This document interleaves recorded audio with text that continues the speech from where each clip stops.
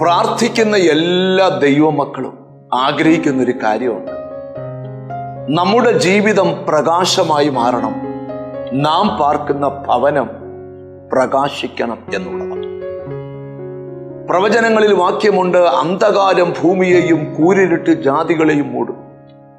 അന്ധകാരം കൊണ്ട് നിറഞ്ഞ ഈ ഭൂമിയിൽ എങ്ങനെയാണ് നിങ്ങളുടെ വീട് പ്രകാശിക്കുന്നത്? മത്തായി സുവിശേഷം 5-ാം അധ്യായത്തിന്റെ 15-ാമത്തെ വാക്യം, വിളക്ക് കത്തിച്ച് പറയിൻ കീഴിലല്ല തണ്ടിന്മേലത്രേ വെക്കുന്നത്, അപ്പോൾ അത് വീട്ടിലുള്ള എല്ലാവർക്കും പ്രകാശിക്കുന്നു. ഇവിടെ കർത്താവ് ഒരു കാര്യം പഠിപ്പിക്കുക, വിളക്കു കത്തിച്ച് പറയുടെ കീഴിലല്ല വെക്കേണ്ടത്. നമുക്കറിയാം, ഒരു വിളക്ക് കത്തി ഒരു പറ കൊണ്ട് മൂടി വെച്ചാൽ ആ വിളക്ക് ആ പറയ്ക്കകത്ത് വെച്ച് തന്നെ കെട്ടുപോകും. എന്നാൽ വചനം നമ്മളെ പഠിപ്പിക്കുന്ന ഒരു ഭാഗം, വിളക്ക് പറയുടെ കീഴിലല്ല വെക്കേണ്ടത്, അത് നിന്റെ ഭവനത്തില് ഒരു തണ്ടിന്റെ മുകളിൽ പൊക്കി വെക്കണം, അല്ലെങ്കിൽ ഉയർന്ന സ്ഥലത്തേക്ക് ആ വിളക്ക് എടുത്തു വെക്കണം.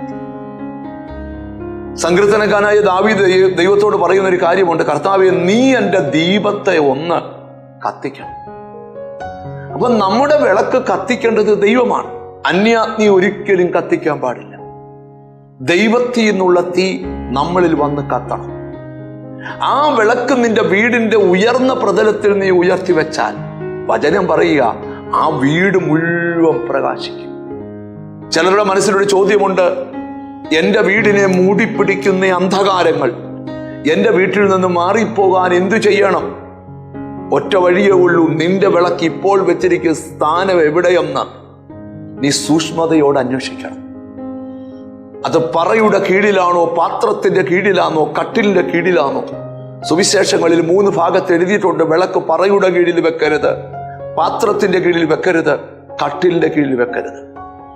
ഈ 3 സ്ഥലത്ത് നിന്റെ വിളക്ക് അമർന്നു പോയെങ്കിൽ ആ വിളക്ക് ആ സ്ഥാനത്തു നിന്ന് എടുത്തിട്ട് ഉയർന്ന തണ്ടിന്റെ മുകളിലേക്ക് പൊക്കി വെക്കണം. അപ്പോൾ നിന്റെ വീട് മുഴുവൻ പ്രകാശിക്കും. എന്താണ് ആത്മീക സന്ദേശം?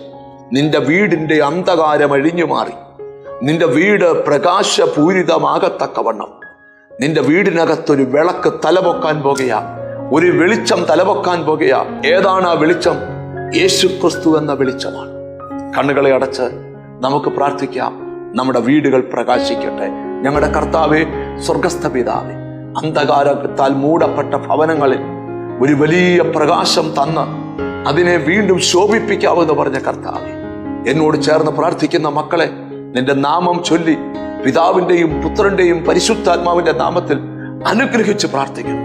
അവരുടെ വിളക്കുകൾ ദിവസങ്ങളിൽ കത്തട്ടെ, അത് തണ്ടിന്മേൽ ഉയർത്തപ്പെടട്ടെ, ആ വീട് മുഴുവൻ പ്രകാശിതമായി തീരട്ടെ എന്ന് പ്രാർത്ഥിക്കുന്നു.